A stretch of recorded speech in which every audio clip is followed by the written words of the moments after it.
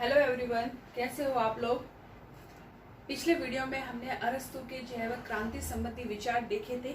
उसमें एक पॉइंट अपना रह गया था, लेकिन आज वापस उसी को डिस्कस करेंगे अपन लोग। अरस्तु के क्रांति संबंधी विचार, व्यू और रिवोल्यूशन।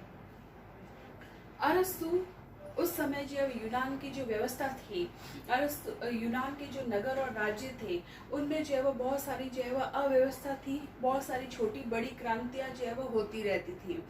तो अरस्तु ने अपनी जो बुक्स पॉलिटिक्स के 7 एडिशन में बताया है कि ये क्रांतियां जो है वह क्यों होती है। और अरस्तु ने संविधान के बारे में भी पॉलिटिक्स के अंदर बताया है। उसने कहा कि भाई संविधान परिवर्तन के क्या कारण होते हैं। तो इन सब बातों का उल्लेख अरस्तु ने अपनी बुक जो है वह पॉलिटिक्स के 7 एडिशन में किया है। अरस्तु के समय यूनान में जो है वो बहुत सारे परिवर्तन हुए। तो अरस्तु ने जो है वो सीधा साधा क्रांति का मीनिंग ये बताया है कि अगर राज्य है, शासन है या शासन सत्ता में अगर कोई परिवर्तन होता है तो वो क्या है, क्रांति है। अरस्तु के मीनिंग में है ना, क्रांति का मतलब ये नहीं था कि जैसे साम्यवादी क्रांति हुई, रूस में क्रांति हुई, फ्रांस में क्रांति हुई, है ना, तो अमेरिका में जो है वो क्रांति हुई। तो अरस्तु ने क्रांतियों का मतलब जो है वो उस हिसाब से नहीं लिया है। अरस्तु के जो है वो मीनिंग में क्रांति का मतलब ये है कि जब भी राज्य में परिवर्तन होता है, जब भी वहाँ की शासन व्यवस्था में परिवर्तन होता है, वहाँ की सत्ता में परिवर्तन होता है, तो इसका मतलब क्या है, वहाँ पर क्रांति हुई है। अब अरस्तु ने बताया है कि क्रांतियां जो है वह किस लिए होती है। क्रांतियां होने का कारण है कि जब एक शासन व्यवस्था किसी दूसरी शासन व्यवस्था को हटाकर अपनी जो है वो सत्ता स्थापित करती है, तब भी जो है वह क्या होती है, क्रांति होती है। और दूसरा ये भी हो सकता है कि जब शासन सत्ता में जो व्यक्ति होते हैं उनकी संख्या कम या ज्यादा करने पर भी क्या हो सकता है, विद्रोह हो सकता है। थर्ड, अरस्तु ने ये बताया है कि जो शासन करने वाली व्यक्ति है या जो शासन सत्ता है, उसमें अपन किसी भी तत्व की अधिकता करें या किसी तत्व की हम न्यूनता करें या उसमें कुछ कमी करें तो भी वो क्रांति को जन्म दे सकता है। जैसे कि है ना, डेमोक्रेसी में कुछ डेमोक्रेसी का कुछ एलिमेंट जो है वो कम करना या डेमोक्रेसी को हटाकर मनी सिस्टम जो है वो स्थापित करना, तो वो भी क्या होता है, क्रांति का परिणाम जो है वह, क्रांति के कारण जो है वह क्रांति का परिणाम हो सकता है। कहने का मतलब है राजनीतिक अस्थिरता होगी तो उसके कारण क्रांति जो है वह जरूर होगी। दूसरा, अगर अपन शासन के व्यक्तियों की भी संख्या कम ज्यादा कर दें या फिर एक शासन व्यवस्था को हटाकर अगर कोई दूसरी शासन व्यवस्था स्थापित हो तो भी क्रांति हो सकती है। जैसे मैंने आपको बताया कि डेमोक्रेसी के स्थान पर मनी सिस्टम लाना, शासन व्यवस्था चेंज होना, व्यक्तियों की संख्या में कम या ज्यादा होना, शासन व्यवस्था का बेसिक स्ट्रक्चर चेंज करना, तो उसके कारण भी जो है वह क्रांति हो सकती है। तो अरस्तु ने जो है वह क्रांति के बेसिकली 3 कारण बताए हैं। फर्स्ट बताया है सामान्य कारण, सेकंड अरस्तु ने बताया है विशेष कारण, और थर्ड बताया है विशेष प्रकार के शासन व्यवस्थाओं से संबंधित कारण, जिसमें से हमने 2 पहले पढ़ लिए थे, लेकिन उसको वापस अपन थोड़ा सा लेते हैं। सामान्य कारण, अरस्तु ने सामान्य कारण के अंदर 2 तत्वों को प्रधानता दी है। एक तो दी है असमानता, दूसरा है अन्याय। असमानता, सामान्य कारण के अंदर सबसे पहले अरस्तु ने बताया है असमानता। असमानता के कारण भी क्रांति होती है, यानी कि असमानता को हटाना चाहिए, सभी के साथ समानता का व्यवहार किया जाना चाहिए, यानी कि असमानता जो है क्रांति का मूल कारण होता है। अब इस असमानता को हटाकर जो है क्या स्थापित की जाए, समानता। अरस्तु ने बेसिकली समानता के भी 2 पार्ट बताए हैं। एक तो बताया है पूर्ण समानता,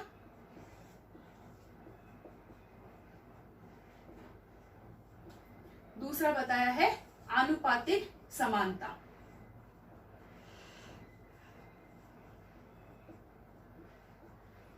अरस्तु ने क्रांति का बेसिकली कारण क्या बताया है, असमानता, यानी कि असमानता को हटाया जाए और सभी के साथ समानता का व्यवहार किया जाए। और समानता को अरस्तु ने 2 टाइप में डिवाइड किया है। एक तो है फुल इक्वलिटी और दूसरी है प्रोपोर्शनल इक्वलिटी, आनुपातिक समानता। पूर्ण समानता में यह है कि प्रत्येक व्यक्ति के साथ समानता का व्यवहार किया जाए। शासक जो है वह जनता के साथ, सभी जो जनता है, सभी जो वर्ग है उनके साथ समानता का व्यवहार करे, वो है आपकी पूर्ण समानता। आनुपातिक समानता का मीनिंग है कि समान व्यक्तियों के साथ समानता का व्यवहार करना और असमान व्यक्तियों के साथ असमानता का व्यवहार करना। लेकिन इस आनुपातिक असमानता से क्रांति जो है वह हो सकती है, क्रांति होने के ज्यादा चांसेस जो है वह रहते हैं, क्योंकि व्यक्ति को जो है वह योग्यता है, वेतन है ना, उनके मामलों में जो है व्यक्ति के साथ जो है वह थोड़ा सा अप एंड डाउन होता है। तो जनता क्या कर सकती है, विद्रोह जो है वह कर सकती है ना। एबिलिटी के अनुसार जो है वह किसी को अगर पद नहीं मिले तो वो भी क्या कर सकता है, विद्रोह जो है वह कर सकता है। लेकिन फिर बाद में है अन्याय। अन्याय के अंदर यह है कि ना, अगर कोई व्यक्ति है, उसकी योग्यता अच्छी है, लेकिन शासक वर्ग उसको उस योग्यता के अकॉर्डिंग सम्मानित नहीं करता है, और दूसरा व्यक्ति है जो बिल्कुल अयोग्य है और उसको जो है वह बिना किसी कारण के सम्मानित किया जाता है, तो उससे क्या होता है, व्यक्ति के मन में असंतोष उत्पन्न होता है। असंतोष से क्या होती है, क्रांति होती है, और व्यक्ति के साथ जो है वह अन्याय अगर होगा तो व्यक्ति जो है वह क्या करेगा, विद्रोह करेगा, जिसके कारण जो है वह क्रांति हो सकती है। तो बेसिकली अरस्तु ने जो है वह सामान्य कारणों के अंदर ये बताया है, असमानता को दूर करने के लिए समानता स्थापित की जाए, जिसमें है पूर्ण समानता, दूसरा है आनुपातिक समानता, सेकंड है अन्याय, यानी कि जब भी व्यक्ति पर अन्याय होगा तो क्या होगा, वो विद्रोह करेगा और क्रांति को जन्म देगा। फिर हम लेते हैं विशेष कारण में। विशेष कारण के अंदर यह है कि जब शासक वर्ग जो है वह स्वयं अपने निजी स्वार्थों की पूर्ति के लिए लग जाएगा और केवल धन संग्रह करता रहेगा, तो उसमें उस समय जो है वह क्या करेगी, जनता जो है वह विद्रोह करेगी। यानी कि शासक वर्ग के द्वारा अपने निजी स्वार्थों की पूर्ति होना और केवल धन संग्रह करने के कारण जनता जो है वह क्या कर सकती है, विद्रोह जो है वह कर सकती है। सेकेंड ये हो सकता है कि अगर किसी की योग्यता अधिक होने पर भी शासक वर्ग जो है उसको सम्मानित नहीं करता है, और किसी व्यक्ति में अगर अयोग्यता है तो भी उसको विशेष सम्मान दिया जाता है, तो ऐसी परिस्थिति में सभी वर्गों के द्वारा जो है वह विद्रोह जो है वह किया जा सकता है।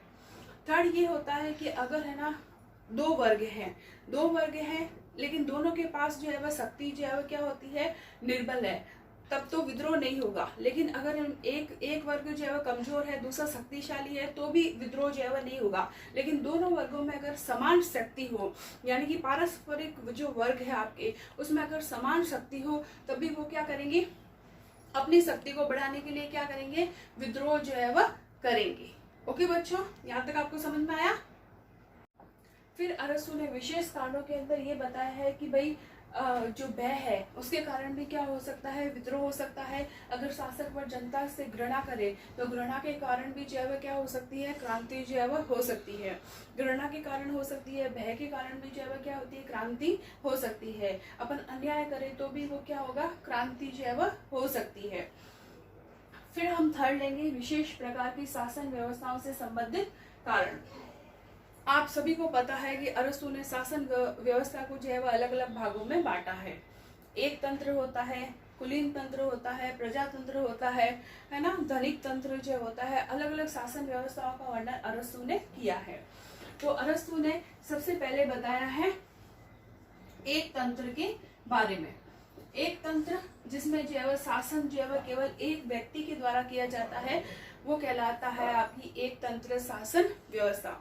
एक तंत्र शासन व्यवस्था में विद्रोह का कारण हो सकता है पारिवारिक कलह भी हो सकता है, घृणा भी हो सकती है ना, षड्यंत्र भी जो है वह हो सकते हैं शासन सत्ता को पाने के लिए।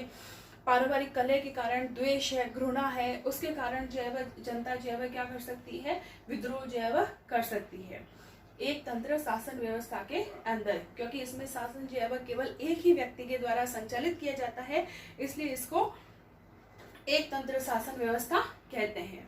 दूसरा अरस्तु ने बताया है कि भाई कुलीन तंत्र के अंदर क्या होता है, जिसमें शासन जो है वह थोड़े व्यक्तियों के द्वारा शासन जो है वह संभाला जाता है। कुछ व्यक्ति होते हैं, है ना।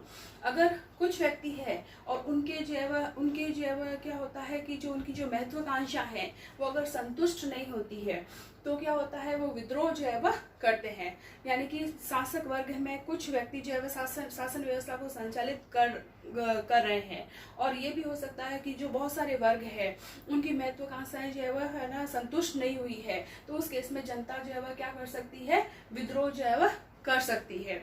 दूसरा ये भी होता है कि अगर छोटे गुट के पास शक्ति अधिक हो तो उस समय जो है वह क्या हो सकता है कि वह शासन व्यवस्था, जो शासन सत्ता है, उसको जो है वह मतलब उसको जो है वह पाने के लिए विद्रोह जो है वह कर सकता है। तो कुलीन तंत्र के अंतर जो है वह कुलीन तंत्र के अंतर्गत कुछ व्यक्ति जो होते हैं वह जनता पर अत्याचार भी करते हैं, तो भी जनता जो है वह क्या कर सकती है, विद्रोह जो है वह कर सकती है। प्रजातंत्र के अंदर, प्रजातंत्र में क्या होता है, आप सभी को पता है, डेमोक्रेसी के अंदर क्या होता है कि नेता जो है वो अपने जोशीले भाषणों के द्वारा जनता को क्या करते हैं, आकर्षित करते हैं, और अपने जोशीले भाषणों के द्वारा जनता को जो है वह धनिक वर्ग के विरुद्ध जो है वह भड़काते हैं या उन पर अत्याचार जो है वह करते हैं। तो जनता, ये भी होता है कि जनता कभी कभी इन जोशीले भाषणों के बहकावे में आ जाती है, और कभी कभी सत्ता परिवर्तन का कारण भी यह बन जाता है। तो प्रजातंत्र में भी जनता विद्रोह कर सकती है, कुलीन तंत्र में भी जनता जो है विद्रोह कर सकती है, और एक तंत्र में भी जनता विद्रोह कर सकती है। धनिक तंत्र है, उसमें जनता, कुछ जो धनिक तंत्र है उसमें जो है कुछ जो शासन को संभालने वाले लोग हैं वो केवल अपने जो है स्वार्थों की पूर्ति करे, जनता पर अत्याचार करे, घृणा करे, तो इस टाइप के वातावरण में भी जनता जो है वह क्या करेगी, विद्रोह जो है वह करेगी। तो बेटा ये नॉर्मल से है अरस्तु के क्रांति संबंधी विचार, क्रांतियों के, इन क्रांतियों के जो है जो कारण है उनके। नेक्स्ट वीडियो में अपन करेंगे क्रांतियों के उपाय।